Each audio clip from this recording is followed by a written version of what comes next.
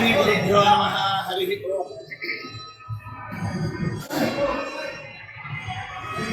व्यासाय भवनाशाय श्रीशाय गुणराशये हृद्याय शुद्ध विद्याय मध्वाय च नमो नमः।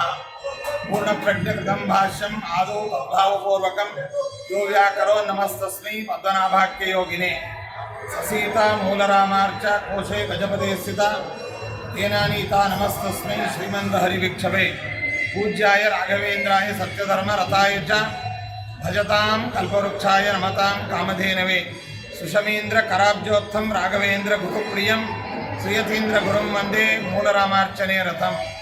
सर्वेपि सुखिनः सन्तु सर्वे सन्तु निरामयाः सर्वे भद्राणि पश्यन्तु सर्वे सुगुणचारिणः।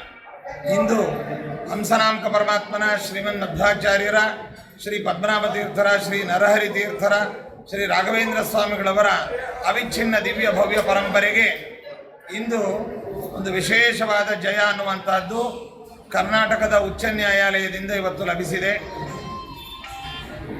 ನಮ್ಮ ಹಂಸನಾಮಕ ಪರಮಾತ್ಮನ ಶ್ರೀಮನ್ ಮಧ್ವಾಚಾರ್ಯರ ಸಾಕ್ಷಾತ್ ಪರಂಪರೆಯಾದ ನಮ್ಮ ರಾಘವೇಂದ್ರ ಸ್ವಾಮಿಗಳವರ ಮಠದ ಪೂರ್ವ ಪೀಠಾಧಿಪತಿಗಳು ಶ್ರೀಮದ್ ಆಚಾರ್ಯರ ಸಾಕ್ಷಾತ್ ಸನ್ಯಸ್ತ ಶಿಷ್ಯರು ಆದಂತಹ ಶ್ರೀ ನರಹರಿ ತೀರ್ಥರ ಒಂದು ಮೂಲ ಮೃತ್ತಿಕಾ ವೃಂದಾವನದ ವಿಚಾರದಲ್ಲಿ ಇಂದಿನ ವಿಜಯನಗರ ಜಿಲ್ಲೆ ಹೊಸಪೇಟೆ ತಾಲೂಕ ವೆಂಕಟಾಪುರ ಗ್ರಾಮದ ಹಂಪಿಯ ನಡುಗಡ್ಡೆಯಲ್ಲಿ ಏನು ವಿಜಯವಿಠ್ಠಲ ದೇವಸ್ಥಾನದ ಸಮೀಪದಲ್ಲಿ ದೊಡ್ಡ ಬಂಡೆ ಮೇಲೆ ನರಹರಿ ತೀರ್ಥರ ವೃಂದಾವನವಿದೆ. ಆ ವೃಂದಾವನದ ವಿಚಾರದಲ್ಲಿ ಬಹುದಿನಗಳ ಬಹು ದಶಕಗಳ ವಿವಾದವನ್ನು ಪರಮಠದವರು ನಮ್ಮ ಮಠದ ಮೇಲೆ ಮಾಡಿದರು. ನಮ್ಮ ಪರಮಗುರುಗಳಾದಂತಹ ಶ್ರೀ ಸುಷಮೀಂದ್ರ ತೀರ್ಥ ಶ್ರೀಪಾದಂಗಳವರ ಕಾಲದಿಂದಲೂ ಕೂಡ ಈ ವಿಚಾರವು ನ್ಯಾಯಾಲಯದಲ್ಲಿ ಸುದೀರ್ಘ ಅವಧಿಯಲ್ಲಿ ಅಲ್ಲಿ ವಿಚಾರಣೆಯು ನಡೀತಾ ಇತ್ತು.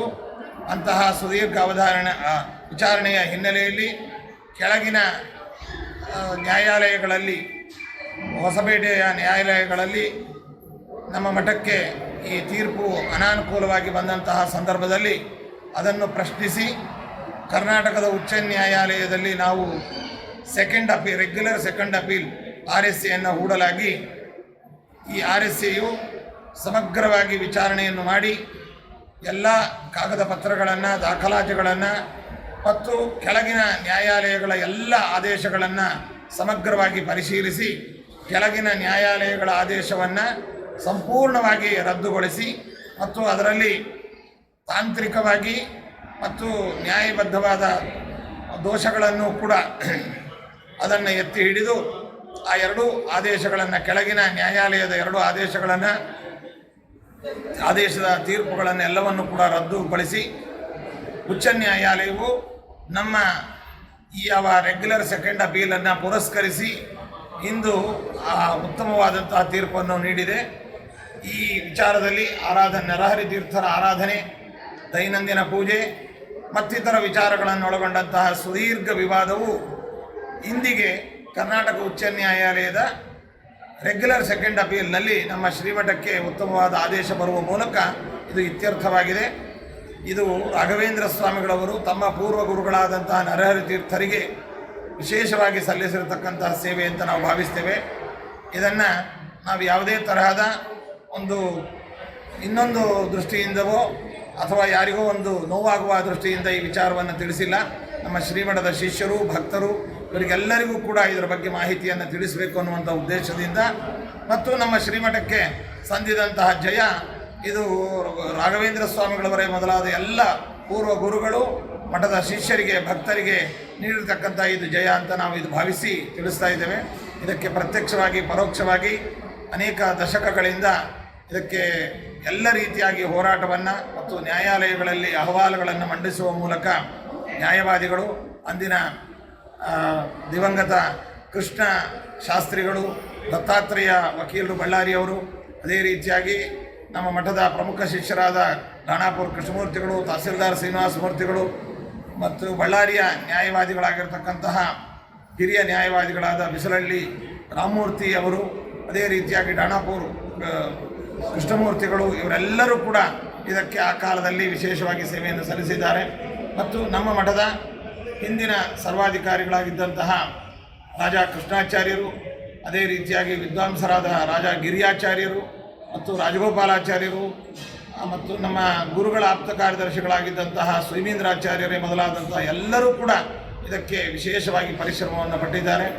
ಮತ್ತು ಬೆಂಗಳೂರು ಮಹಾನಗರದಲ್ಲಿ ಹಿರಿಯ ನ್ಯಾಯವಾದಿಗಳಾಗಿರ್ತಕ್ಕಂತಹ ಪ್ರಭುಲಿಂಗ ನಾವದಿಗೆಯವರು ಮತ್ತು ದಿವಂಗತ ಕೆ ಸುಮನ್ ಅಂತಹ ಅಡ್ವೊಕೇಟ್ ಅವರು, ಅದೇ ರೀತಿಯಾಗಿ ಹರಿಗರು ಮತ್ತು ಫಣಿರಾಜ್ ಕಶ್ಯಪ್ ಅವರು ಮತ್ತು ನಮ್ಮ ಮಠದ ಪ್ರಮುಖ ಶಿಷ್ಯರಾದಂತಹ ಅನೇಕ ನಿವೃತ್ತ ನ್ಯಾಯವಾದಿಗಳು,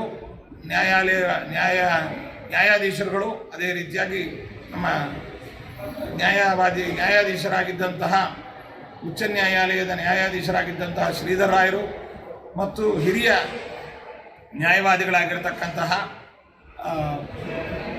ನಾಗೇಶ್ ಅವರು ಅಡ್ವೊಕೇಟ್ ಅವರು, ಫಣಿರಾಜ್ ಕಶ್ಯಪ್ ಅವರು, ಚಿರಂಜೀವಿ ವಾದೀಂದ್ರಾಚಾರ್ಯ ಪವರ್ ಅಟರ್ನಿ ಹೋಲ್ಡರ್ ಆಗಿ ತಮ್ಮ ಸೇವೆಯನ್ನು ಸಲ್ಲಿಸಿದ್ದಾರೆ.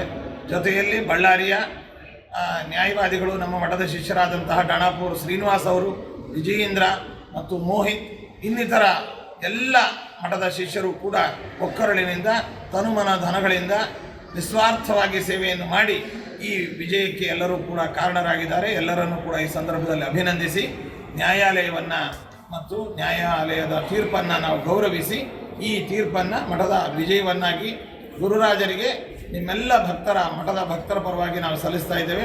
ಇನ್ನು ಮುಂದೆ ಈ ಯಾವ ನರಹರಿ ತೀರ್ಥರ ಆರಾಧನಾ ವಿಷಯದಲ್ಲಿ ಮತ್ತು ಜಮೀನಿನ ವಿಷಯದಲ್ಲಿ ಮತ್ತಿತರ ದೈನಂದಿನ ಪೂಜಾ ವಿಷಯಗಳಲ್ಲಿ ಈ